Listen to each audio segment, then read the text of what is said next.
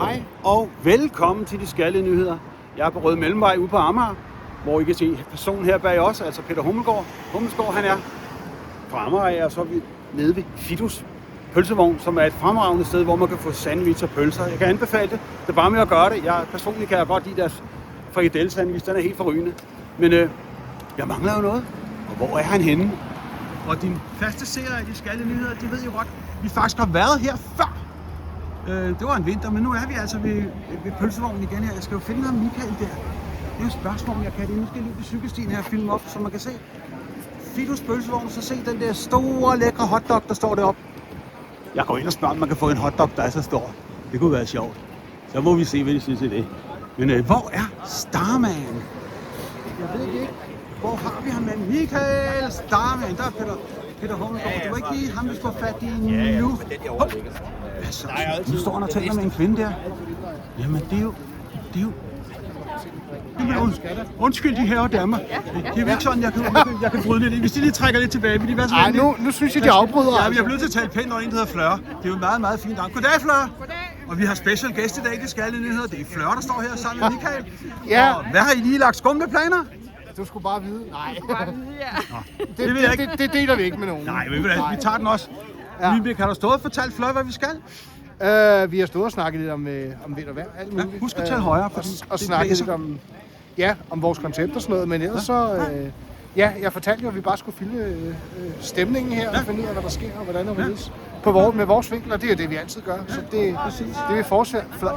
Jeg kan ikke snakke. Der er ikke så meget. Jeg har uld i mund i dag. Du plejer ikke at have sceneskræk, Michael. Nej, det har jeg heller ikke. Det er bare min tunge, der står på. Sådan er det. Det er godt. Men ja. Der er vel ikke andet at gøre end at... Hvad får dig til at komme her, Fleur, egentlig? Jamen, det er, fordi jeg følger jo min folketingskandidat. Det er din folketingskandidat, og ham kan du godt lide? Ham kan jeg lide, ja. Han virker også som en sød mand. Han er en sød mand, og han skal bare ind. Og nu barberer jeg al politik væk. Ja, og nu snakker vi om... Nej, det er ikke jo. Fordi vi snakker om Peter som menneske. Ja. Og der virker han som et fint, ordentligt menneske. Ja, han også. Alt det der politik, det gider Michael og ikke. Vi skal have mennesker. Ja. Men Michael er også et godt menneske. Det er han. Tak skal du have. Men ham kan du ikke stemme på. Nej, det er det. Men Peter er et godt menneske. Ja, og ham vil vi rigtig godt. Dejligt. Ja. Jamen, du kan lige give ham et boost, hvis du vil nu. Og så, bor vi i området, og så skal man selvfølgelig besøge Fido. Sådan. En god gave kvinde, vi har fået her. Tusind tak for hjælpen. Ja, det siger vi også. Det var hyggeligt. Det siger jeg også. Det er helt sikkert. Michael? Ja? Det var Fleur og en lille tale til Peter Hummelgaard. Ja, lige præcis. Hun kan godt lide ham. Han virker også som sød mand, ikke? Jo, det må lige bag, der bliver han altså interviewet af Radio 4. De er kommet før os. Skal jeg slå hende ned? Nej, okay, det synes jeg dog ikke. Ved du hvad, så kommer vi rundt og kigger lidt. Ja. Og ved du hvad, Michael? Det var første afsnit. Ja. Godt. Så fandt jeg Starman. Og ved du hvad? Du kan stå lige her, Michael, fordi så lige bag dig, ikke? Ja. Der står Peter Hummelgaard og snakker. Kan du høre? Det kan jeg nemlig godt høre, ja. Kan du høre ham? Ja. Har du lyst til at tale?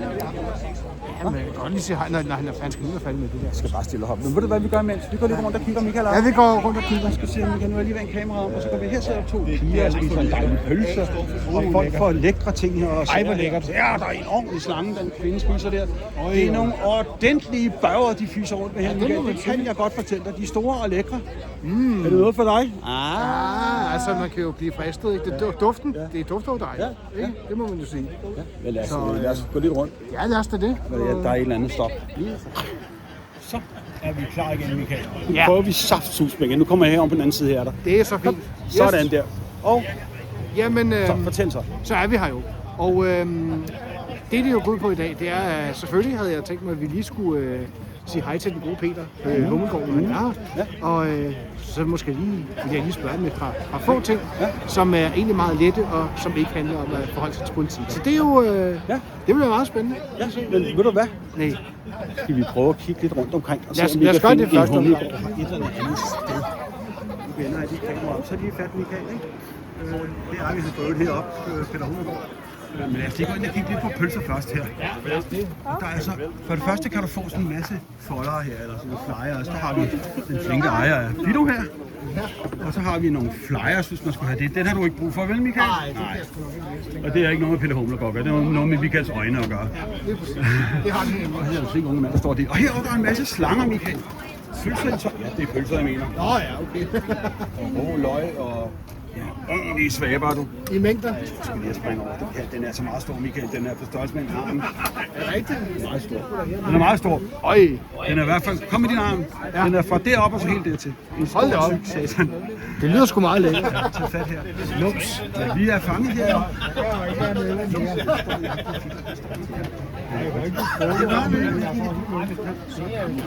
Ja, så ser vi, kan finde. Vi kan finde Humle Peterskov.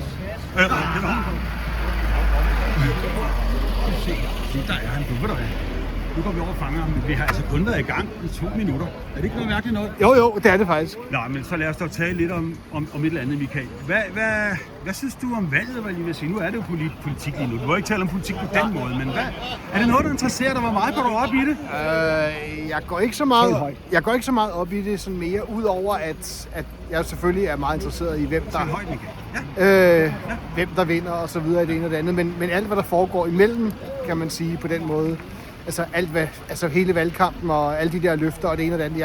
Jeg kan ikke finde rundt i det, jeg løber sur i det, og det er ikke noget, jeg sådan rigtig følger som... Jamen det er fordi, der sker så mange ting, og der er så meget...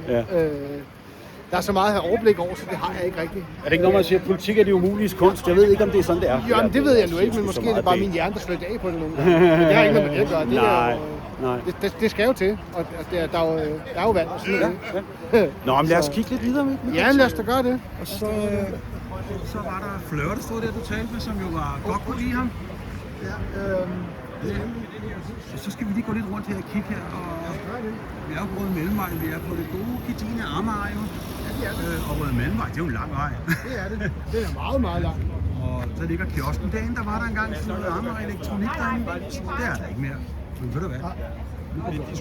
Er du klar? Ja. Er du det? Ja, men jeg synes... Så holder jeg sådan her, og så kan jeg filme dig fra siden af, Michael. Jo. Og så stiller du op i kø her. Ja, så siger du pænt goddag lige om lidt, ikke nu. Han er ikke helt klar endnu. Han står lige og taler med en dame her. Det var jo det, jeg mente. Et eller andet, ikke? Så imens kan vi sludre lidt, Michael. Jamen, det kan vi i hvert fald. Og vi kan da sige, at der er en livlig dufter af pølser og lidt grill. Dufter, jeg ved ikke hvad. Ja, en dufte og gør mig så glad. Eller en pølse skal serveres med følelse. Ja, det er ikke engang løgn. Og det, man savner den der klassiske duft. Du skal tale højt, Michael. Der er meget støj herude, så. Jeg siger, man savner jo lidt den der klassiske duft af pølsevogn flere steder rundt omkring. Ikke? Det er jo lidt, der er mange af dem, der lukker, synes jeg. Ja, der er rigtig mange pølsevogne, der er forsvundet. Men det er jo måske også, fordi kunderne ikke er der. Måske. Altså, jeg ved det ikke, men... Jo, alting har en... Men det har ofte en historie at gøre, ikke? Men ved du hvad? Men den her har jo ligget her i mange år, kan jeg jo. Du sagde ikke rigtig, rigtig mange år. Det kunne være interessant at vide, om Hummelgaard, han har været derinde og spise en gang i sin barndom, eller et eller andet. What do I know? Ja. Men vi venter lidt her, og så ser vi, hvad der sker, ikke? Jo, men det er jo det, vi gør. Og ja, der er jo mødt masser af... Michael, jeg redigerer bare. Jeg pauser. Ja. Er du klar? Nu kan du få lov til at tale med den gode herre her. Goddag, herre Hummelgaard. Goddag. Skal vi lige sige, hvor vi er fra, ikke? Kan du ikke sige det, Michael? Ja, det er fordi, vi står og filmer det. Vi har sådan et projekt, der hedder De Skaldede Nyheder på Facebook. Ja, okay. Vi vil bare lige filme arrangementet her, men det er da et fedt arrangement, du har fundet på. Ja, det synes jeg egentlig også. Har du? Det giver jo ligesom en anledning til at snakke med folk. Jamen, det er det. Hvad har du noget forhold til stedet her, eller hvad kender du til? Nej, ikke noget. Jeg har da stoppet her fra tid til anden i løbet af mit liv og fået en pølse. Ja, den har jo ligget her mange år, kan jeg forstå. Ja, det har den nemlig. Og jeg har jo altid boet på Amager, så det er sådan det er et meget naturligt sted, hvis man alligevel kører forbi. Ja, det er det. Og så den der helt specielle duft. Nu er jeg jo blind selv, ikke? Så den der duft, man altid dufter, når man er her. Ja, det er det. Altså, det er dejligt. Nu bor jeg selv i Vandløs, men jeg tænkte, jeg vil da lige ud og hilse på og lige opleve stemningen. Det er jeg simpelthen så glad for, at du kiggede forbi. Jamen, hvad synes du om det her med pølse? Der er mange, der lukker jo pølsevogne og sådan noget. Altså. Jamen, det synes jeg er ærgerligt. Jeg synes, det er en del af den danske madkultur. Det er en del af vores kulturarv også. Ja. En gang så lå der jo altså en pølsevogn på næsten hver andet gadehjørne, ikke? Ja, og det er noget, jeg varmt støtter, at vi også støtter dem, der driver pølsevognene. Jamen, det er jo det. Altså, det skal man jo også, fordi det ligger et godt håndværk i det også. Det er det. Der kan du se, Michael, jeg tænkte nok, at Hummelgaard havde været inde og spise en eller anden gang. Det har jeg helt Jamen, sikkert. den har da også ligget her i mange år. Jeg kender mange af pølsevognene her på Amager, som har ligget her i mange år. Der ligger vel nogle stykker tilbage stadigvæk, gør der ikke det? Jo, det gør der. Ja. Forskellige steder. Det tænker jeg. Amager giver sig ikke, hvad pølsevognen angår. Nej, det gør det ikke. Det er rigtigt. Nej, det er det. Så kom, Michael. Ja, jamen tak fordi I kom. Jamen selv Det var tak jeg da. glad for. Jamen selvfølgelig. Det var en fornøjelse. Jo, tak. Tak også til dig. Ja, tak i lige måde. Og held og lykke med valgkamp og det hele. Ikke? Tak skal du have. Held og lykke med det hele. Jeg er glad for. Ja. Ha' det godt. I lige måde. Hej. Det var godt, Michael. Så går vi bare lidt videre her. Så fik jeg filmet dig, der fik en hyggelig sludder med Peter Hummelgaard. Han er sød fyr. Det var jeg ikke i tvivl om.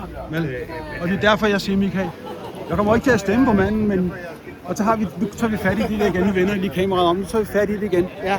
Det er fordi, at vi går lidt mere op i mennesker. Ja, i vi gør. politik, hvordan mennesker er. Ja, lige præcis. Og det er det, der er vigtigst for os. Og der er ingen tvivl om, at Peter Hummelgaard, han var rigtig sød og rar menneske. Ja. Det er der slet ingen diskussion om. Og så fik han lige et par minutter, der ikke handlede om politik. Præcis. Men om pølse. Og så fik han hils på dig, ikke Ja, mindst. også det. Tænk, han har hils på dig. du. Ja, det er det. Ja. Vi har hilst på hinanden. Og Ja, han er jo præcis. han er et behageligt menneske. Det må man bare sige. Og der er jo mødt rigtig mange op her for Der er en at sige del, hej. ikke? Der er en del. Kan man jo godt høre. Ja, bestemt, ikke? Så alt er i den skønneste orden. Ja, lad os gå ind og kigge Og lidt folk videre, så. hygger sig. Ja, lad os gøre det. Nu kan vi ind i teltet igen, og så kan vi måske tale med ejeren af pølsevognen. Først så kan vi lige, den filmer vi bagefter. Nu har vi lige, det var det, jeg burde. Tanja, hun har lyst til at tale med os. Lige se en gang. Det er da noget af et godt arrangement. Jeg lige Ja, så er de... Ja. Michael, du skal ikke lave ballade, hver gang du kommer nogen steder. Der kan sgu da heller aldrig Du komme bliver nogen steder. voldelig og brutal. Ej, jeg går lige imellem her. Jeg skal lige passe på Tanja her. Rolig. Nå, jeg vil lige spørge Tanja om, Michael.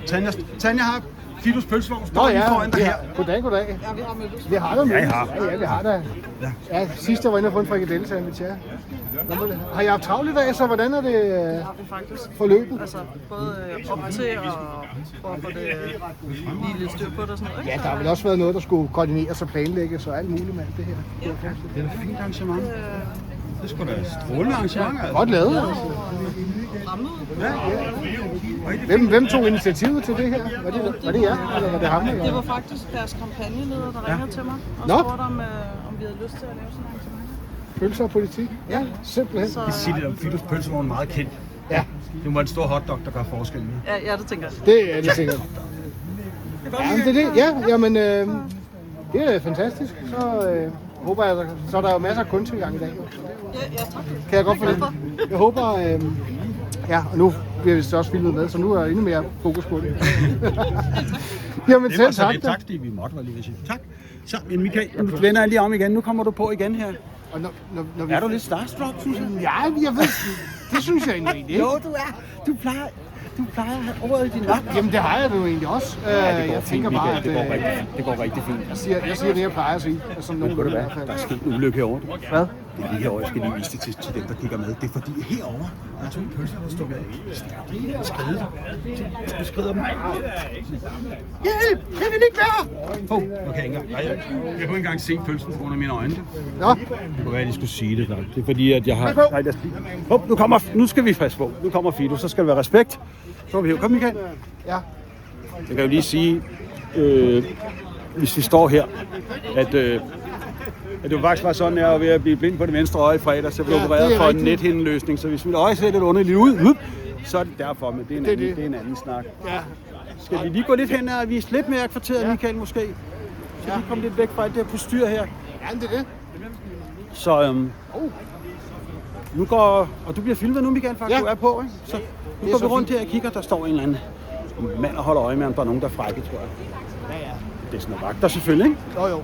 Og så herhenne, bare lige for at vise, hvad kvarteret også har. Nu vender jeg lige vores det er det. kammerater os om, ikke? Og det er fordi, at her, der har vi jo Aladdins Pizza. Der ligger en stor pizzabutik her. Lige ved siden af. Ja, lige her. Det er faktisk et udmærket sted. Der har jeg også fundet pizza nogle gange. Ja. Det hedder Aladdins. Og det er et udmærket sted. Og ved siden af, der ligger Kringlevrideren. Hvad er det? Det er en bager. Nå, Ja, Kringlevrideren, den er så lige lukket nu. Der er ingen kaver i vinduet. Jo, helt derovre bag i. Ja. Det er jo sådan set det. Og så kan vi se, Michael, der er trafik for alle for fuld hammer her på. Folk er på vej hjem for det ene og det andet. Det er Ikke? det i hvert fald. Så, men Lad os lige gå her en gang lige her, så kan vi lige gå herhen omkring hjørnet på en sløv for en træder her. Ja, ja. Og nu kan jeg jo se stedet herovre. Der er godt nok mange mennesker over, ikke? Så, nu skal vi se her, Michael. Nu går vi lige her i læ. Sådan der. Hov, undskyld med pølsefingeren. Sådan der. Ja. Så. Nu står vi i læ her, Michael. Det gør vi. Ja. Og der kan vi sagtens... Her kan vi stå og sludre længe, hvis der er nogen, der hører på noget brøv. Ja, lige præcis. Men Det kan vi nemlig. har du noget brøv?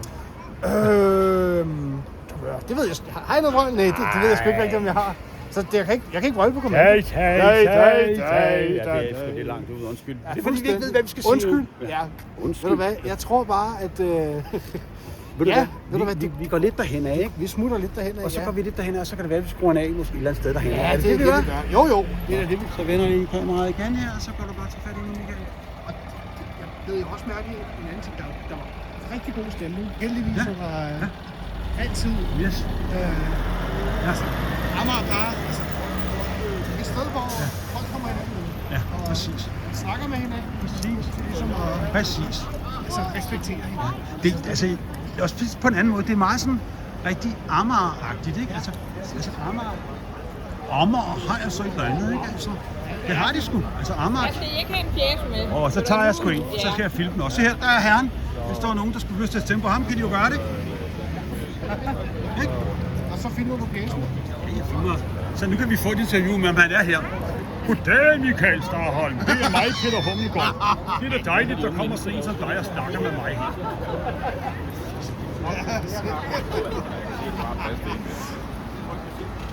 Men, så. Og det er jo egentlig ikke, vi er her jo ikke, kan man sige. Vi er jo ikke fordi, at vi skal, kan man sige, i gårsøjne lave reklame for Socialdemokraterne eller nogen andre. Nej, men vi er her som os selv, bare for at opfange stemningen, snuse lidt Ja, rundt her. ikke? Præcis. Egentlig også bare den her glade vibe, der Ja, præcis. er Og det er mere for at fange stemningen. Og ikke? stemningen, ja. Politik er politik, og det må det gerne være, men hvad hedder det? Ja. Men det er bare hyggeligt at komme og mærke stemningen. Stemningen omkring det kan noget helt specielt. Ja. Det må man bare sige. Mm. Og Har du stemt? ikke endnu, men jeg skal brevstemme her den 18. Okay. Ja. Så fordi jeg er på arbejde den dag, der er valgdag på et sted. Og der er simpelthen så mange mennesker derude den dag. Så Jeg skal lige vise den her. Ja. Der hænger sådan en lille seddel på døren her. Her står der. Det er det der arrangement, som Fidus Pølsevogn har lavet her. Det hedder Pølser og Politik. Og så kan man har fået gratis pølser, og så kan man møde en politiker, som man kan se her, i det her tilfælde vores justitsminister. Her, Røde Mellemvej 114. Og det er pudsigt nok, at det er Røde Mellemvej, ikke Michael? jo, det er det faktisk. Det havde været noget værd. Tænk, hvis der havde været Blå Mellemvej. Ja, det er det. Og her er vi på Blå Mellemvej. Og med en rød politiker. Ja. Og jeg filmer lige inde i pølsevognen lige et øjeblik. Og her ser du så, det er ude med stedet med. Vi har simpelthen konsumeret nogle forskellige pølser herinde af forskellige karakterer. Et fremragende sted for en anbefalelse. Nu skal vi lade kunderne komme ind også. Nå, Michael. Ja. Tager vi en sidste vandring? Ja, en lille sidste. En lille sidste. Det er det, vi gør. Simpelthen. Så vi herinde, og så går vi tilbage igen. Vi filmer bare hinanden. Nu går vi lige på... Nej, vi kan ikke gå ud på cykelstien her. Det kan vi ikke. Så, ja. Men, nej. Du er ved at vælte en cykel. For helvede, jeg har en fast i. Ja! Det så ud som om, du skubbede til den. Nej, jeg har en Det kunne fast i. lige. Hvor sjovt at sige så. Hvor sjovt. Jeg har en fast i. Det er jo, det skal så siges, at hver gang vi er ude, så formår Michael at lave et eller andet nummer. Enten vælter jeg noget, eller så får jeg Der var også en gang, vi var inde i en Altså, butik, der fik han lige smadret, Darth Darth Vader. Vader. Han fik lige en tur. Hva'? Det var i 2017, og han har aldrig kommet over det siden. Er han ikke det? Nej, han har det stadig dårligt med det. Nå, Vi bare stående med Michael. Men, Bare bliv stående, Michael. ja, Så Michael, Ja. begynder vi så småt at slutte af. det tænker jeg, vi gør. Er der noget, du sådan gerne vil sige, hvad den der vej? Sådan der. Er der Ja. noget, du sådan kunne... Hvad tænker du?